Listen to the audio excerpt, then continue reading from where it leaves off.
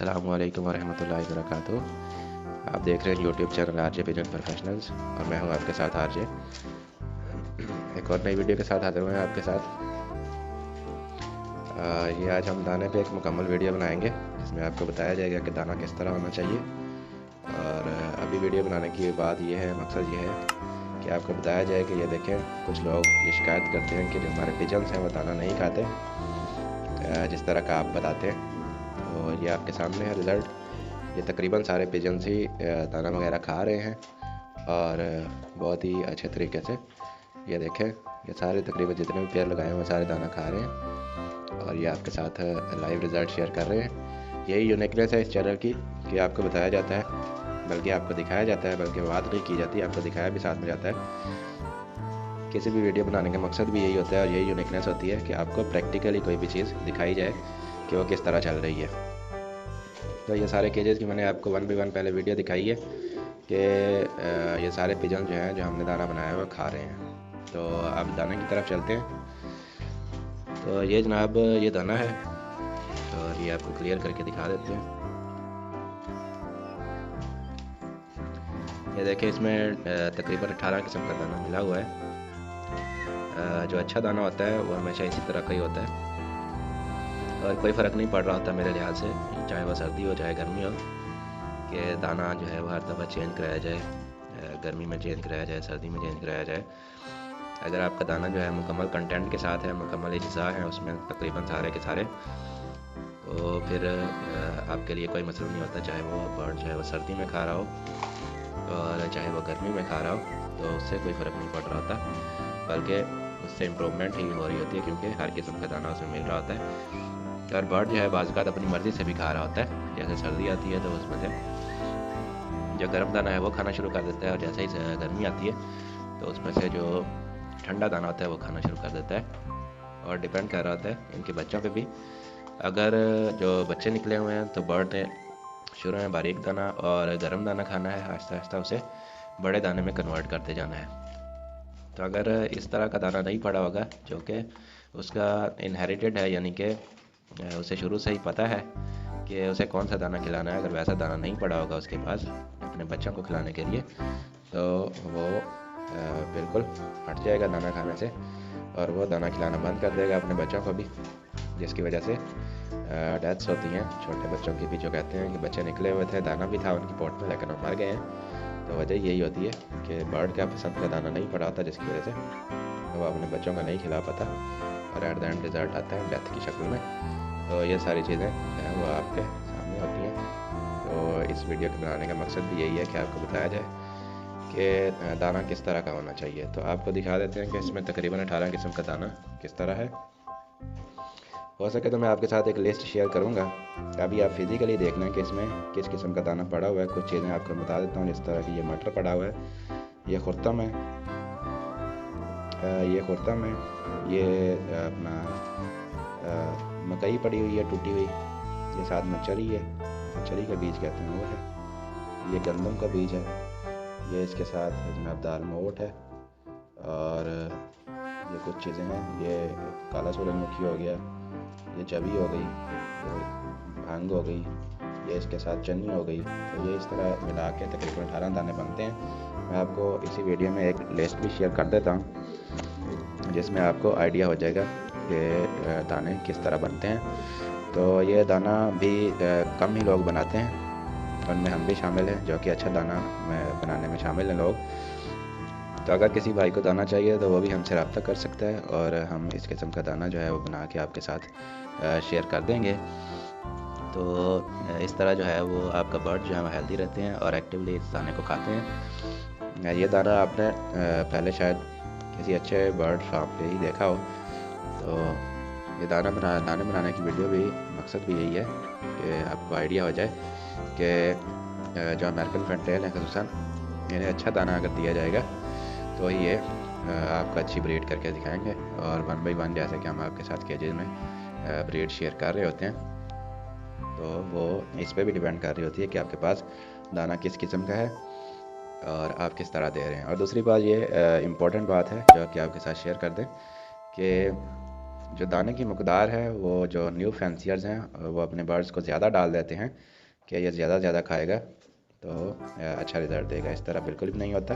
ये देख रहे हैं आप, इस दाने की जो है वो डेप्थ जो है वो इतनी सी है, मतलब ये थोड़ा सा ही दाना इसे डाला हुआ है। अगर मैं आपको अंदाज़न बताऊं कि एक पेड़ के लिए कितना दाना होता है दिन में इनफ, तो सिर्फ एक मूठ होती है, यानी कि तकरीबन जो है वो थोड़ा सा ही होता है जो कि आपकी हथेली में आ जाए, इतना सा तकरीबन आपने दाना इन्हें डालना है एक पेड़ के लिए। अगर आप इससे ज़्यादा डालेंगे तो दाना ज़ाया करेंगे, सेलेक्टेड दाना खाएंगे, जिसकी वजह से ये होगा कि एट द एंड जो है वो रिज़ल्ट ख़राब हो जाएगा, आपका कुछ दाना पड़ा रह जाएगा। वही शिकायत वही दोबारा दोहरा देता हूँ कि लोग कहते हैं कि हमारे बर्ड्स जो है दाना नहीं खाते या सिलेक्टिव दाना खाते हैं या इस तरह का कोई प्रॉब्लम बताते हैं, तो उसमें यही होता है कि आप उसे एक्सेसिव दाना डाल रहे होते हैं। ये मैं आपको ऐसे ही बात नहीं बता रहा, बल्कि इसमें एक्सपेरिमेंट शामिल है। ये हमने ऐसा एक्सपेरिमेंट करके देखा हुआ है। जो बाहर लॉफ्ट है उन्हें क्योंकि वो तो चलते फिरते भी हैं, बर्ड उड़ते भी हैं, तो उनकी ज़्यादा एक्टिविटी है, तो उसमें दाना भी ज़्यादा चाहिए होता है। लेकिन अगर हम उन्हें दाना ज़्यादा डाल दें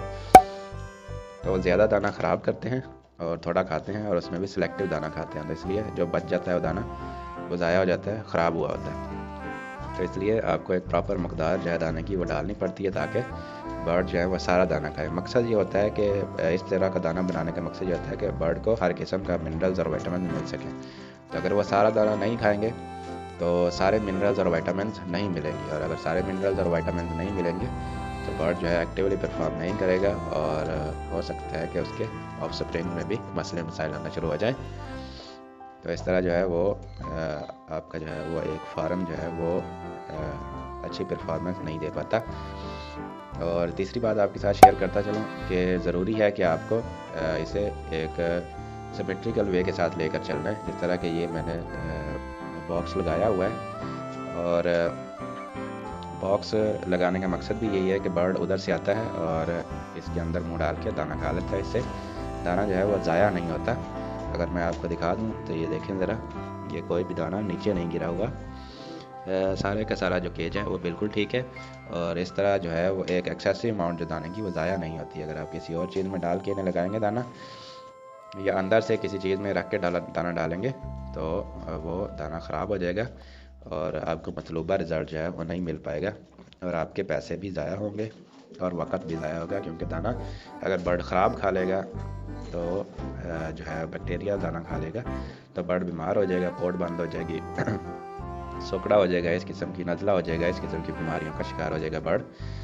और तीसरी अहम बात, ये बेसिक्स है जो कि मैं आपको बता रहा हूँ। वीडियो थोड़ी लंबी हो रही है, तो मकसद यही है कि आपके साथ एक इन्फॉर्मेशन जो कि बहुत से लोग बेसिक्स इन्फॉर्मेशन बताते होंगे लेकिन बेसिक इन्फॉर्मेशन पर ज़्यादा तवज्जो नहीं देते, तो वही होती है जैसे आपके बर्ड जो है बेसिक से ही असल में दूसरी तरफ जा रहे होते हैं।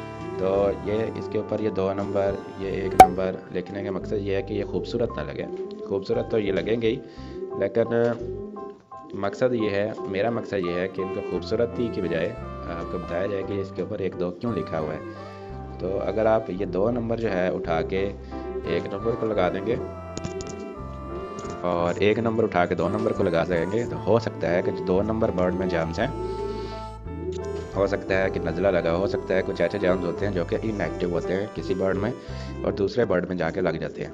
तो अगर आप 2 नंबर का जो बॉक्स है वो 1 नंबर को लगा देंगे, 1 नंबर का 2 नंबर को लगा देंगे, तो इसके जर्म्स उसे ट्रांसफ़र हो जाएंगे 1 नंबर को, और 1 नंबर के जर्म्स जो हैं वो 2 नंबर को ट्रांसफ़र हो जाएंगे, जिसकी वजह से आपके बर्ड्स बीमार हो जाएंगे। इसलिए इनके ऊपर नंबरिंग करना ज़रूरी होता है ताकि एक जो बॉक्स है वो दूसरे को ना लगे।